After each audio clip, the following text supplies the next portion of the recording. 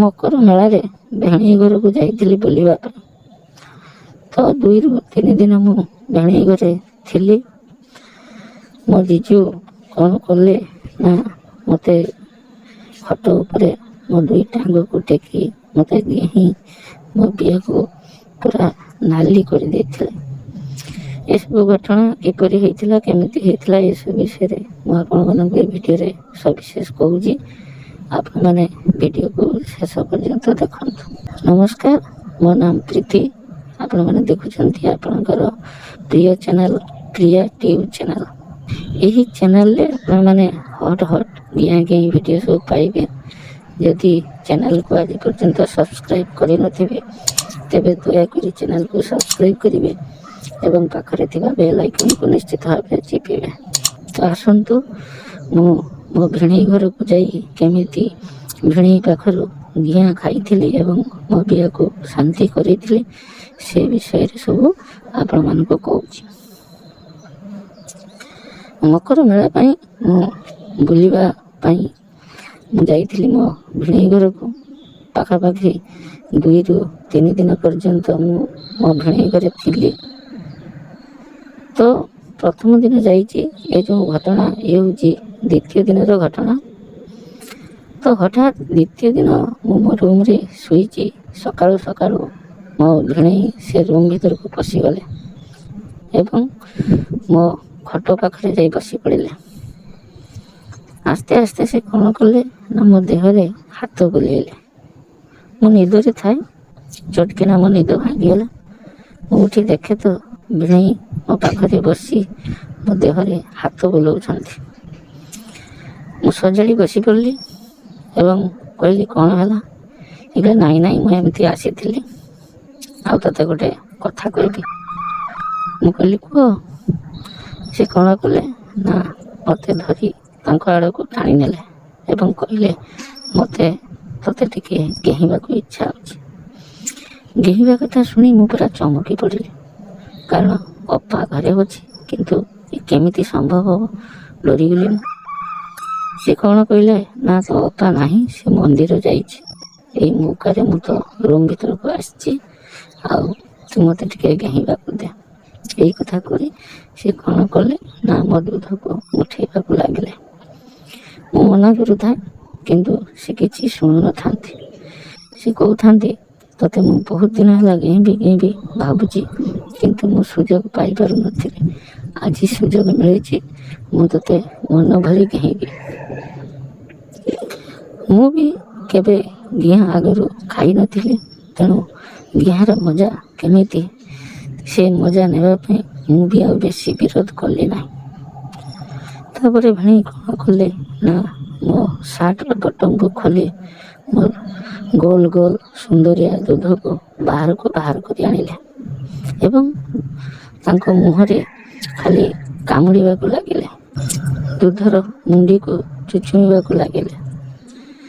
ସେ ଯେତେବେଳେ ମୋ ଦୁଧର ମୁଣ୍ଡିକୁ ଚୁଚୁମୁଥାନ୍ତି, ମୋ ବିଆ କ'ଣ ଯେମିତି ହେଇଯାଉଥାଏ। ମୁଁ ଭାବୁଥାଏ ଏତେ ମଜା ଅଛି, ମୁଁ ତ ଆଗରୁ ଜାଣିନଥିଲି। ତାପରେ ସେ ଆସ୍ତେ ଆସ୍ତେ କ'ଣ କଲେ ନା ମୋ ଜଙ୍ଘରେ ହାତ ବୁଲେଇଲେ। ମୋ ଜଙ୍ଘରେ ଯେତେବେଳେ ସେ ହାତ ବୁଲାଉଥାନ୍ତି, ମୋର ବିଆ ଖାଲି ସଲ ହେଉଥାଏ। ଆସ୍ତେ ଆସ୍ତେ ଜଙ୍ଘରୁ ହାତ ବୁଲେଇ ସେ କ'ଣ କଲେ ନା ମୁଁ ପିନ୍ଧିଥିବା ଚଡ଼ିଟିକୁ ତଳକୁ ଟାଣିଦେଲେ ଏବଂ ମୋ ବିଆରେ ହାତ ବୁଲେଇଲେ। କିଛି ସମୟ ହାତ ବୁଲେଇଛନ୍ତି। ମୋ ବିଆରେ ଯେଉଁ ନୂଆ ସବୁ ଚୁଟି ଉଠିଥିଲା, ସେ ଚୁଟିରେ ହାତ ବୁଲାଉଥାନ୍ତି, ବିଆରେ ଆଙ୍ଗୁଠି ଗେଞ୍ଜୁଥାନ୍ତି। ତାପରେ କହିଲେ ତୁ ଗୋଟେ କାମ କର, ଏଇଠି ଶୋଇପଡ଼ ଏବଂ ମୋତେ ତଳେ ଶୋଇ ଦେଇ ମୋର ପେଣ୍ଟଟିକୁ ସମ୍ପୂର୍ଣ୍ଣ ଭାବେ ଟାଣିଦେଲେ। ମୋ ସାର୍ଟକୁ ପୁରା ଖୋଲିଦେଲେ, ମୋତେ ପୁରା ଉଲଗ୍ନ କରିଦେଲେ ଏବଂ ଚଢ଼ି ବସିଲେ ମୋ ଉପରେ। ଖାଲି ଦୁଧକୁ ଚିପୁଡ଼ୁଥାନ୍ତି, ଜଙ୍ଘରେ ହାତ ବୁଲାଉଥାନ୍ତି, ବିଆରେ ହାତ ବୁଲାଉଥାନ୍ତି, ପୁରା ପାଗଳ ଭଳିଆ ସେ ହେଇଯାଉଥାନ୍ତି ଏବଂ କହୁଥାନ୍ତି କେତେ ସୁନ୍ଦର ବିଆ, ଏ ବିଆକୁ ତମେ କ'ଣ ଲୁଚେଇକି କେତେ ଦିନ ଆଉ ରଖିଥାନ୍ତ? ଆଜି ମୁଁ ଏ ସୁନ୍ଦର ବିଆକୁ ଗେହିଁ ସବୁ ରସ ବାହାର କରିଦେବି। ଏମିତି କହୁଥାନ୍ତି ଏବଂ ସେ ହାତ ବୁଲାଉଥାନ୍ତି। ତାପରେ କ'ଣ କଲେ ନା ମୋ ବିହାରୀ ତାଙ୍କ ଜିଭକୁ ଗେଞ୍ଜିଲେ ଏବଂ ଚାଟିବାକୁ ଲାଗିଲେ। ପାଖାପାଖି 5ରୁ 7 ମିନିଟ୍ ପର୍ଯ୍ୟନ୍ତ ସେ ଖାଲି ଚାଟି ଚାଲିଲେ। ସେ ଯେତେବେଳେ ଚାଟୁଥାନ୍ତି ମୋତେ ବହୁତ ମଜା ଲାଗୁଥାଏ।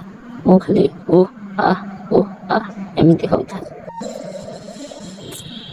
ସେ କହୁଥାନ୍ତି, ଆରେ ତୁମେ କିଛି ଚିଲ୍ଲାଉନି, ମୁଁ ଆଜି ତୁମକୁ ଏମିତି କେହିବି ତୁମ ବିଏ ପୁରା ଶାନ୍ତି ହେଇଯିବ।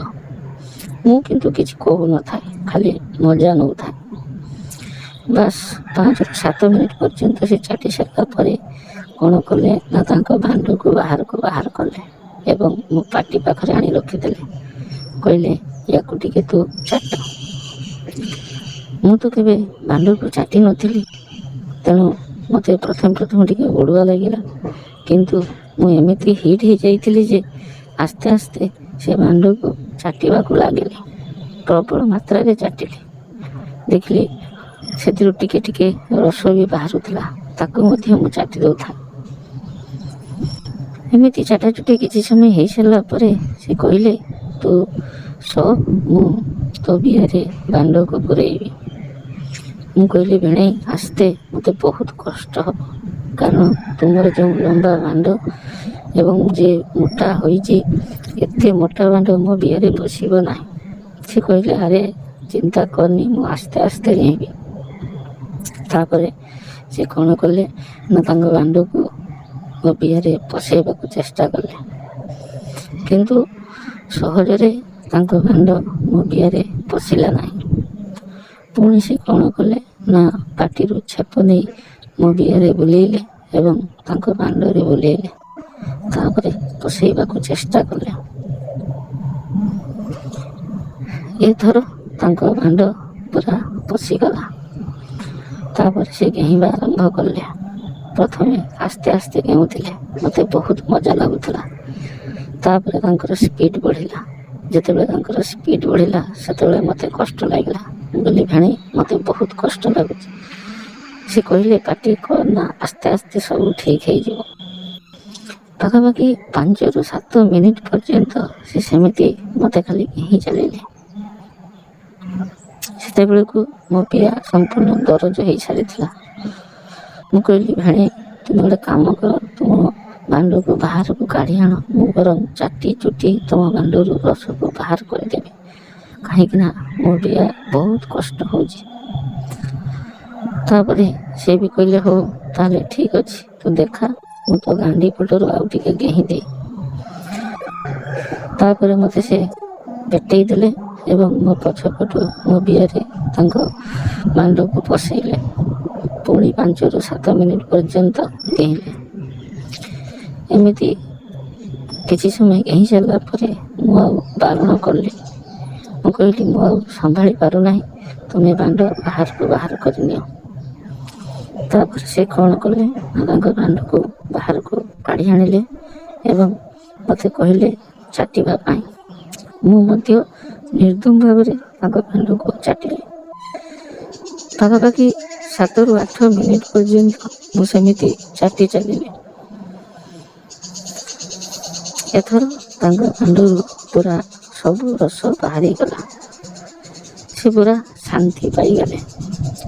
ସେତେବେଳକୁ ମୋ ବିହାରକୁ ମଧ୍ୟ କେତେବେଳୁ ରସ ବାହାରି ସାରିଥାଏ। ଆମେ 2 ଜଣ ଶାନ୍ତି ହେଇଗଲୁ।